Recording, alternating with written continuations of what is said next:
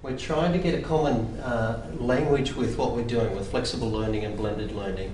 The aspect that I want to emphasise with this is flexible learning is about providing opportunities, and I think that's the language we're trying to use with this to improve the student learning experience.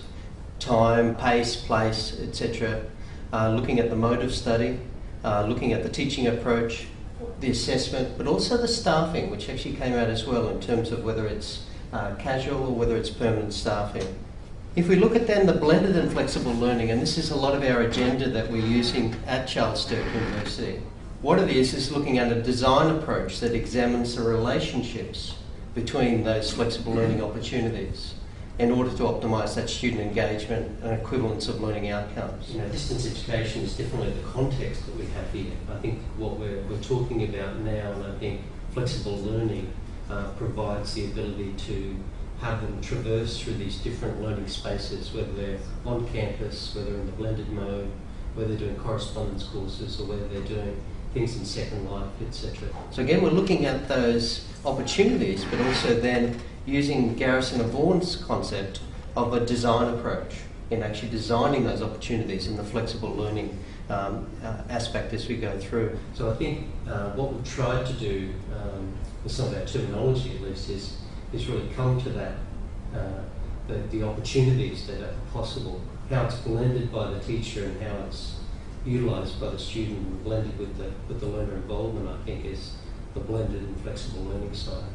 So I want to set the stage there because I think it's good to put a stake in the ground and actually say where are we coming from with this. And this is what we're doing with some of our policy and some of our standards and things across the university. Having a common language and then beginning from that point as we go through. How does that fit into the teaching fellowship scheme that we have going? That's what it's all about. It's about making change and transformative change in that area. Now what we've done with this particular project is done that. One of the biggest issues I've had over the years of academic development is finding space and time for the academics to work on their projects. And this is what we've done. We've taken academics out for 50% of their regular teaching duties in this fellowship scheme over a 12-month period. What's actually happening now, it's interesting, they've gone from an informal sort of leadership role and change, and they're actually gaining sort of formal leadership roles as they go through. What we're doing as well is we just don't want them to do the design, we actually want to create potential leaders that are sustainable as well. So we're using principles of distributive leadership to do that, and there's mentoring through the Flexible Learning Institute to each of the fellows as they're going through, and also to mentoring within their own school as they bring in other people to what they're doing. Empowering people who don't have formal leadership roles to actually redesign and lead initiatives within their own school.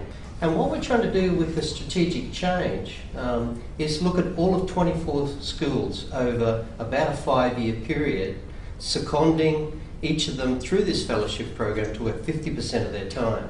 So that's the teaching fellowship scheme in terms of that. What we have going at the same time, we also have a parallel research project, a longitudinal research project, in which we've been looking at transformative learning of the individual fellows. We're into about our 3rd year of that research, and next year we're going into the leadership component even more so, in actually looking at how they're becoming leaders. I look at interviews before, during, after, and 6 months after their fellowship program.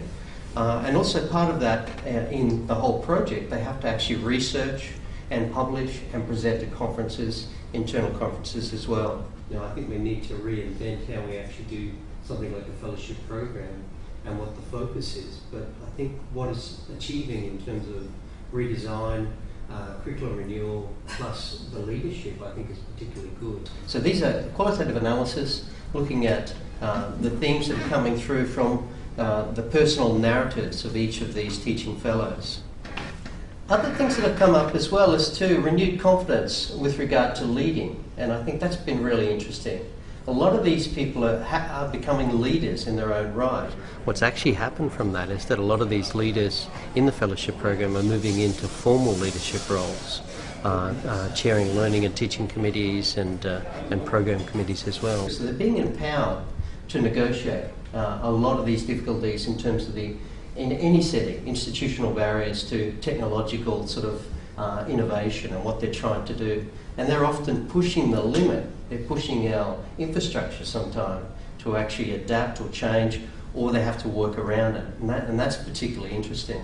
We've always had a vision of about 5 years with this and getting one person from every school to make change within their own setting and to continue that.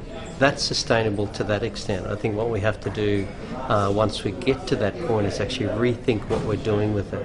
I think the process, the strategy, giving people time and space is the way to go.